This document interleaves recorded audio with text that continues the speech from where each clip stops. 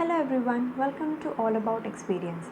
आज मैं बात करूंगी कि बेबीज़ को रेगुलर मिल्क देना कब स्टार्ट करना है और उससे जुड़े काफ़ी सारे सवालों के जवाब आज मैं आपके साथ शेयर करूंगी। जैसे क्या हम 1 साल के पहले बेबीज़ को रेगुलर मिल्क दे सकते हैं, कितना देना है, कैसे देना है, 1 साल के बाद देने पर बेबीज़ को कोई प्रॉब्लम होता है कि नहीं और बहुत कुछ। सो इस वीडियो को लास्ट तक ज़रूर देखिएगा। वीडियो शुरू करने से पहले एक इम्पॉर्टेंट बात बता दूं, अगर बेबी 6 महीने के से छोटा है तो प्लीज़ उसे सिर्फ ब्रेस्ट मिल्क ही दें। इन केस अगर आप ब्रेस्ट मिल्क नहीं दे पा रहे हैं तो डॉक्टर रेकमेंडेड फॉर्मूला मिल्क ही दें, इसके अलावा और कुछ भी ना दें। तो चलिए हम हमारा पहला क्वेश्चन लेते हैं। फर्स्ट क्वेश्चन है, क्या हम बेबीज़ को रेगुलर मिल्क 1 साल के पहले दे सकते हैं कि नहीं दे सकते हैं। एक्सपर्ट्स का मानना है कि 1 साल के पहले बेबीज़ को रेगुलर मिल्क यानी कि काऊ मिल्क या बफेलो मिल्क नहीं देना चाहिए। बट अगर आप चाहें तो 6 महीने बाद एक स्मॉल क्वांटिटी में स्टार्ट कर सकते हैं। बेहतर होगा अगर आप 1 साल तक वेट करें, क्योंकि 1 साल के पहले देने पर बेबीज़ को काफ़ी सारे प्रॉब्लम्स होते हैं, प्रॉब्लम्स जो मैं आगे आपको बताऊंगी। बट अगर आप चाहें तो 6 महीने बाद सॉलिड फूड स्टार्ट कर सकते हैं, आपको दूध का वही न्यूट्रिशन सॉलिड फूड में भी मिल जाएगा। दूसरा क्वेश्चन है, 1 साल के पहले क्यों नहीं देना चाहिए। अब ये एक कंट्रोवर्शियल क्वेश्चन है।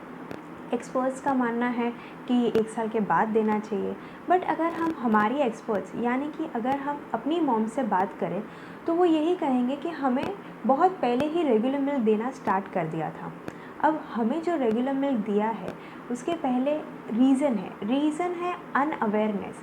हमारे पेरेंट्स को पता ही नहीं था कि 6 महीने बाद ब्रेस्ट मिल्क के अलावा फॉर्मूला मिल्क भी दे सकते हैं या सॉलिड फूड स्टार्ट कर सकते हैं या 1 साल के बाद ही रेगुलर मिल्क देना है। तभी ना डॉक्टर्स ने प्रॉपर्ली गाइड किया, ना हम हमारे दादी या नानी से एक्सपेक्ट कर सकते हैं कि उस ज़माने में हमारे मॉम्स को गाइड करें।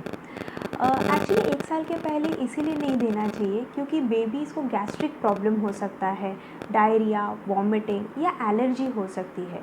ये इसीलिए होता है क्योंकि काऊ मिल्क या बफेलो मिल्क में प्रोटीन की मात्रा बहुत ज़्यादा होती है और बेबी का डाइजेस्टिव सिस्टम अभी भी उतना डेवलप नहीं हुआ रहता है कि वो उसे डाइजेस्ट कर पाए।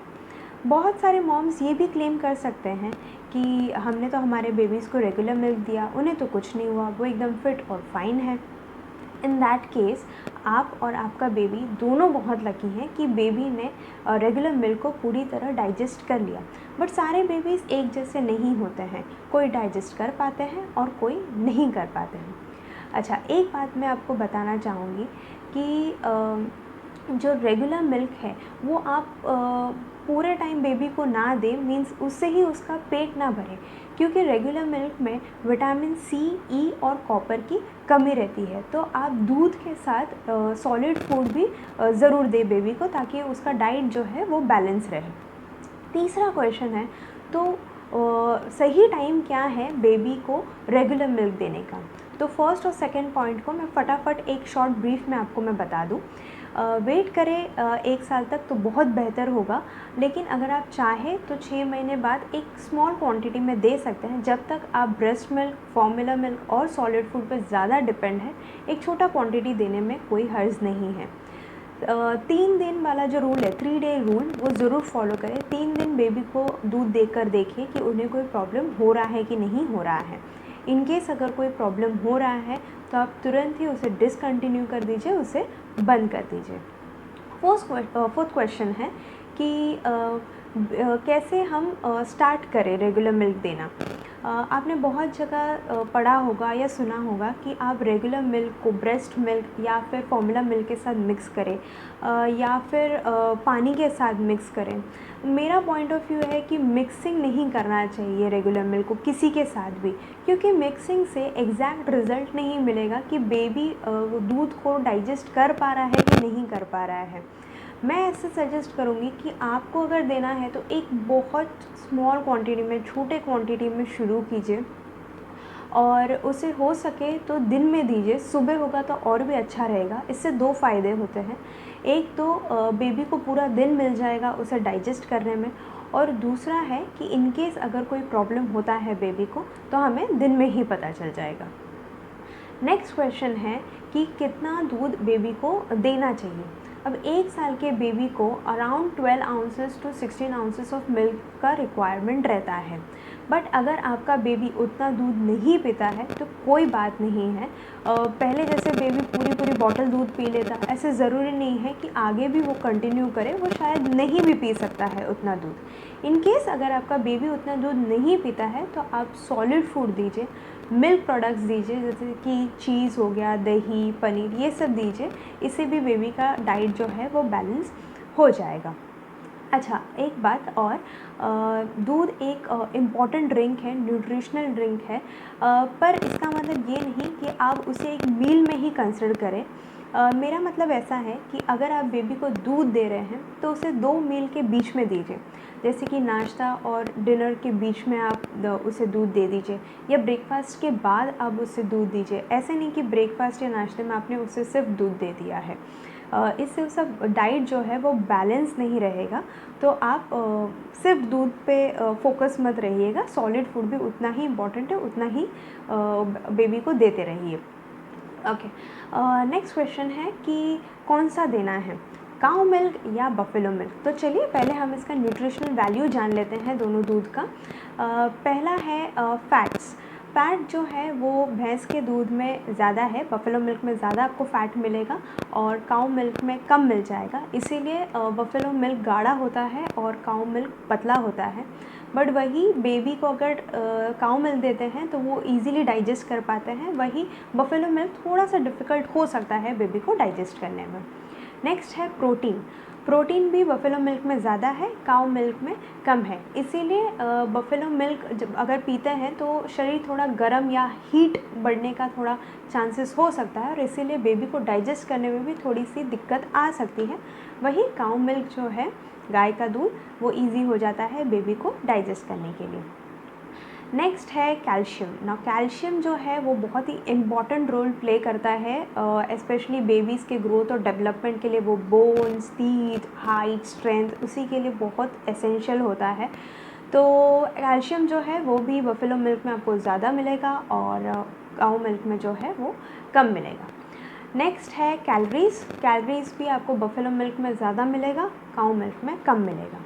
लास्ट है वाटर कंटेंट। वाटर कंटेंट जो है वो आपको काऊ मिल्क में ज़्यादा मिलेगा और बफेलो मिल्क में पानी की मात्रा जो वाटर कंटेंट है वो कम मिलेगा। इसीलिए बेबीज़ को अगर काऊ मिल्क देते हैं तो उन्हें डिहाइड्रेशन का प्रॉब्लम नहीं होता है। तो ये हो गए सारे न्यूट्रिशनल वैल्यू। अब एक चीज़ मैं आपको बताना चाहूँगी कि अगर आप बेबी को बफेलो मिल्क देना चाहते हैं तो आप ऐसा कर सकते हैं कि जब आप दूध को उबाल रहे हैं तो पहले उबाल पे ही उसे गैस को बंद कर दीजिए, फिर उसे ठंडा होने रख दीजिए। हो सके तो उसे रेफ्रिजरेट ही कर दीजिए। जब वो एकदम ठंडा हो जाएगा आप देखेंगे कि एक मलाई की जो लेयर है वो ऊपर आ गई है। अब उसे निकाल कर साइड कर दीजिए और फिर वो दूध को अच्छे से उबाल कर बेबी को पीने दे दीजिए। इससे क्या होगा कि दूध का जो मैक्सिमम फ़ैट्स है, प्रोटीन है, वो उस मलाई में ही चली जाएगी और बेबी को थोड़ा सा इजी हो जाएगा बफेलो मिल्क को डाइजेस्ट करने में। अच्छा, अगर आप काऊ मिल्क दे रहे हैं तो आप काऊ मिल्क जो है वो होल फैट मिल्क ही दें, क्योंकि 2 साल के बेबी को होल फैट मिल्क की ज़रूरत होती है। मतलब बेबी जब तक 2 साल का है तब तक उसे होल फैट मिल्क देना है। उसके बाद आपको देना है कि नहीं देना है वो आपका डिसीजन है, बट 2 साल तक तो होल फैट मिल्क ही देना है। इन केस अगर बेबी ओवरवेट है तो आप लो फैट मिल्क दे सकते हैं। अब लास्ट क्वेश्चन, 1 साल के बेबी को, मतलब 1 साल के बाद अगर बेबी को दूध देते हैं रेगुलर मिल्क तो क्या उससे कोई प्रॉब्लम होता है? तो इस केस में सबसे पहले तो आपको जब शुरू करना है तो एक स्मॉल क्वांटिटी में ही शुरू करना है। उसके बाद आपको 3 डे रूल फॉलो करना है कि बेबी को कोई प्रॉब्लम हो रहा है कि नहीं हो रहा है, और धीरे धीरे 1 बाय 1 फीड आपको बढ़ाना है। जैसे आपने बेबी को सुबह दिया, आपने ऑब्ज़र्व किया पूरे दिन कि बेबी को कोई प्रॉब्लम हो रहा है कि नहीं हो रहा है रेगुलर मिल्क से। अब ज़रूरी नहीं है कि बेबी को आपने एक बार दिया तो कभी भी आप दो तो उससे बेबी को कोई प्रॉब्लम नहीं हो सकता है। जैसे मैं अपना एक्सपीरियंस शेयर करना चाहूँगी कि आर्या को जब मैंने सुबह दूध दिया तो उसे कोई प्रॉब्लम नहीं हुआ, बट वही मैंने जब उसे डिनर के बाद दूध दिया तो उसे प्रॉब्लम हुआ। वो रात भर सो नहीं पा रही थी, उसे शायद कोई डिस्कम्फर्ट हो रहा था। और ये 3 दिन मैंने कंटिन्यू किया और सेम प्रॉब्लम, सेम सिचुएशन। चौथे दिन मैंने नहीं दिया, बंद कर दिया, तो फिर उससे कोई प्रॉब्लम नहीं हुआ। तो हर एक बेबी अलग टाइम पे भी रिस्पॉन्ड कर सकता है, तो आप जब भी दें तब आप ज़रूर ऑब्ज़र्व करें कि बेबी को कोई प्रॉब्लम हो रहा है कि नहीं हो रहा है। सो ये हो गए सारे क्वेश्चंस। वीडियो को एंड करने से पहले मैं यही कहूँगी कि हर एक बेबी अलग होता है, हर एक बेबी का डाइजेस्टिव सिस्टम अलग होता है, उनका डाइजेस्ट करने की क्षमता अलग होती है। अब काऊ मिल्क अगर हम लेते हैं तो वो बेबीज़ को ईज़ी हो जाता है डाइजेस्ट करने में। वही अगर बफेलो मिल्क जो है उसमें न्यूट्रिशनल वैल्यू ज़्यादा है, बट शायद बेबी डाइजेस्ट ना कर पाए। तो एज़ अ मदर मैं ये डिसीजन आप पे ही छोड़ती हूँ कि आपको बेबी को कौन सा देना है, काऊ मिल्क या बफेलो मिल्क। आप चाहे तो दोनों दे सकते हैं, दोनों ट्राई कर सकते हैं और देखें कि बेबी को कौन सा सूट कर रहा है, बेबी के लिए कौन सा बेस्ट है। मैंने कोशिश की है कि मैक्सिमम क्वेश्चंस कवर कर सकूँ। आई होप आपको ये वीडियो पसंद आया होगा। Please like my video, comment and share more.